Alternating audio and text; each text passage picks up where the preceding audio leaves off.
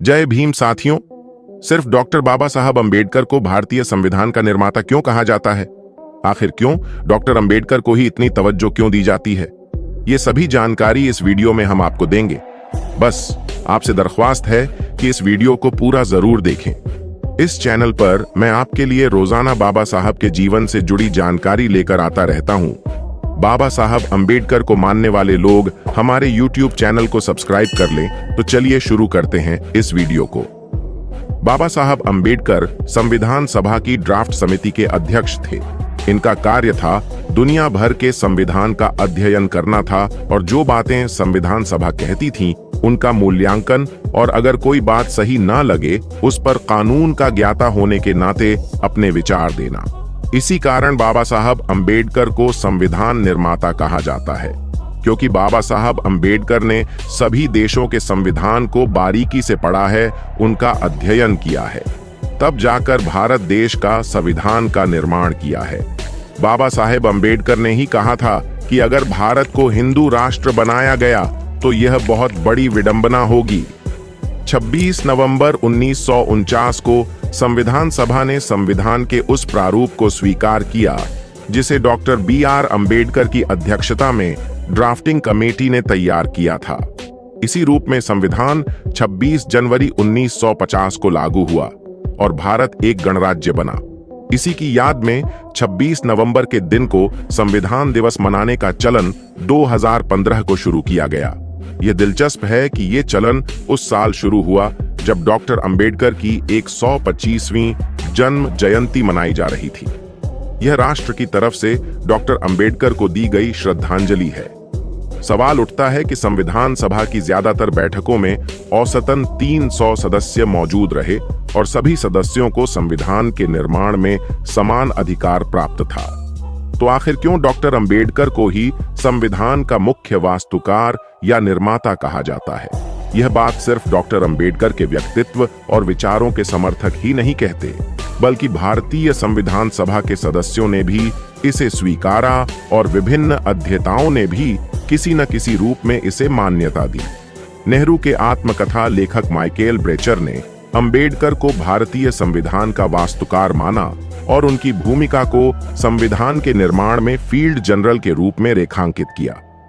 संविधान सभा के समक्ष संविधान प्रस्तुत करते हुए अपने अंतिम भाषण में डॉक्टर अंबेडकर ने गरिमा और विनम्रता के साथ इतने कम समय में इतना मुकम्मल और विस्तृत संविधान तैयार करने का श्रेय अपने सहयोगियों को दिया।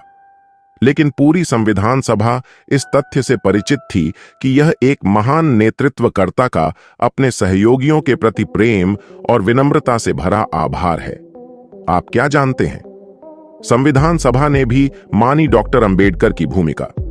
डॉक्टर अंबेडकर संविधान की ड्राफ्टिंग कमेटी के अध्यक्ष थे, जिसकी जिम्मेदारी संविधान का लिखित प्रारूप प्रस्तुत करना था। इस कमेटी में कुल 7 सदस्य थे। संविधान को अंतिम रूप देने में डॉक्टर अंबेडकर की भूमिका को रेखांकित करते हुए भारतीय संविधान की ड्राफ्टिंग कमेटी के एक सदस्य TT कृष्णमाचारी ने नवंबर 1948 में संविधान सभा के सामने कहा था, संभवतः सदन इस बात से अवगत है कि आपने ड्राफ्टिंग कमेटी में जिन 7 सदस्यों को नामांकित किया है, उनमें एक ने सदन से इस्तीफा दे दिया है और उनकी जगह अन्य सदस्य आ चुके हैं।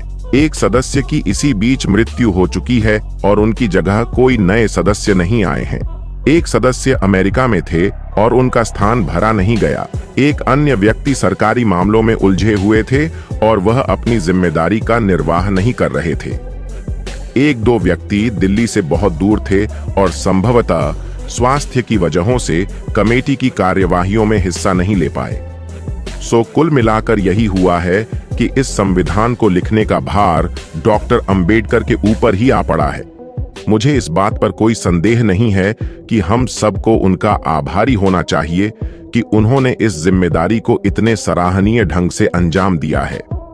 संविधान सभा में अंबेडकर की भूमिका कम करके आंकने वाले अरुण शौरी जैसे लोगों का जवाब देते हुए डॉक्टर अंबेडकर के गंभीर अध्येता क्रिस्तोफ जाफरलो लिखते हैं कि हमें ड्राफ्टिंग कमेटी की भूमिका का भी एक बार फिर आकलन करना चाहिए। यह कमेटी सिर्फ संविधान के प्रारंभिक पाठों को लिखने के लिए जिम्मेदार नहीं थी, बल्कि उसको यह जिम्मा सौंपा गया था कि वह विभिन्न समितियों द्वारा भेजे गए अनुच्छेदों के आधार पर संविधान का लिखित पाठ तैयार करे, जिस बाद में संविधान सभा के सामने पेश किया जाए। सभा के समक्ष कई मसौदे पढ़े गए और हर बार ड्राफ्टिंग कमेटी के सदस्यों ने चर्चा का संचालन और नेतृत्व किया था। अधिकांश बार यह जिम्मेदारी डॉक्टर अंबेडकर ने ही निभाई थी। इसी तथ्य को रेखांकित करते हुए प्रमुख समाज शास्त्री प्रोफेसर गेल ऑम्वेट लिखती हैं कि संविधान का प्रारूप तैयार करते समय अन्य के विवादित मुद्दों पर अक्सर गर्मागर्म बहस होती थी। इन सभी मामलों के संबंध में डॉक्टर अंबेडकर ने चर्चा को दिशा दी, अपने विचार व्यक्त किए और मामलों पर सर्वसम्मति लाने का प्रयास किया।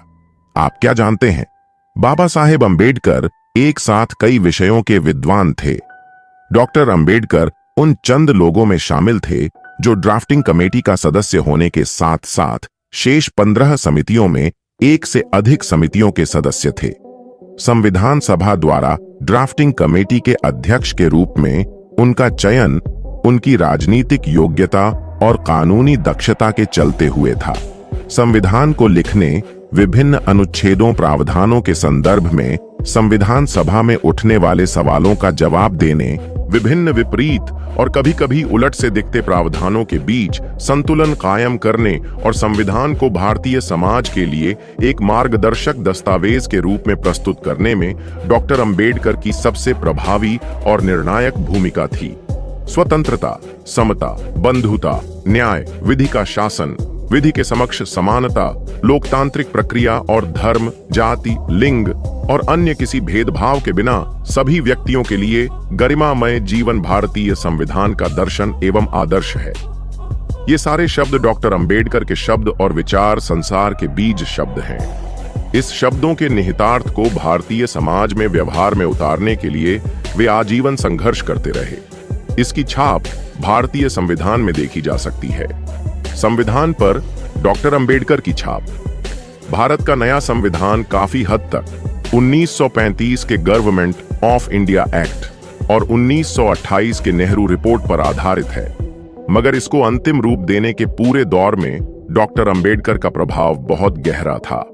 डॉक्टर अंबेडकर भारतीय संविधान की सामर्थ्य एवं सीमाओं से भी बखूबी अवगत थे। इस संदर्भ में उन्होंने कहा था कि संविधान का सफल या असफल होना आखिरकार उन लोगों पर निर्भर करेगा जिन पर शासन चलाने का दायित्व है।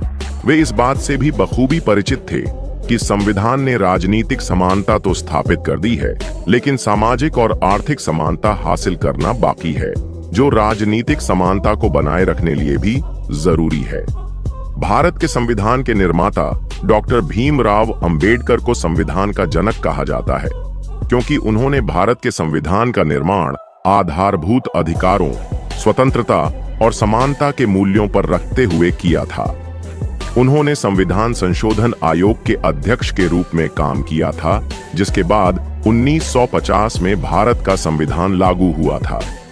डॉक्टर अंबेडकर ने संविधान बनाने के दौरान समाज के निचले वर्गों के हितों को ध्यान में रखा था और समानता के लिए अधिकारों का वितरण और उनके संरक्षण के लिए उच्चतम कानूनी प्रणाली को बनाए रखने का प्रयास किया था। उन्होंने संविधान में स्वतंत्रता, समानता, धर्मनिरपेक्षता, न्याय, स्वतंत्र मीडिया और बहुमत संरचना जैसे महत्वपूर्ण मुद्दों पर ध्यान केंद्रित किया था। इसलिए भारत के संविधान के निर्माण में उनकी भूमिका बेहद महत्वपूर्ण है और उन्हें संविधान का जनक कहा जाता है। उन्होंने दलित बौद्ध आंदोलन को प्रेरित किया और अछूतों, दलितों से सामाजिक भेदभाव के विरुद्ध अभियान चलाया था। श्रमिकों, किसानों और महिलाओं के अधिकारों का समर्थन भी किया था। वे स्वतंत्र भारत के प्रथम विधि एवं न्याय मंत्री, भारतीय संविधान के जनक एवं भारत गणराज्य के निर्माताओं में से एक थे। यदि आपको हमारे द्वारा बनाया गया यह वीडियो पसंद आया हो और आप चाहते हैं कि हम आपके लिए रोजाना ऐसा ही वीडियो लाते रहें, तो आप हमें आर्थिक मदद कर सकते हैं। दी गए QR कोड को स्कैन करके हमें आर्थिक मदद भेज सकते हैं, जिसकी हमें इस समय बहुत आवश्यकता है। बाबा साहेब पर बनाया गया हमारा ये वीडियो कैसा लगा? आप हमें कमेंट करके जरूर बताएं। दोस्तों, आज की वीडियो में बस इतना ही।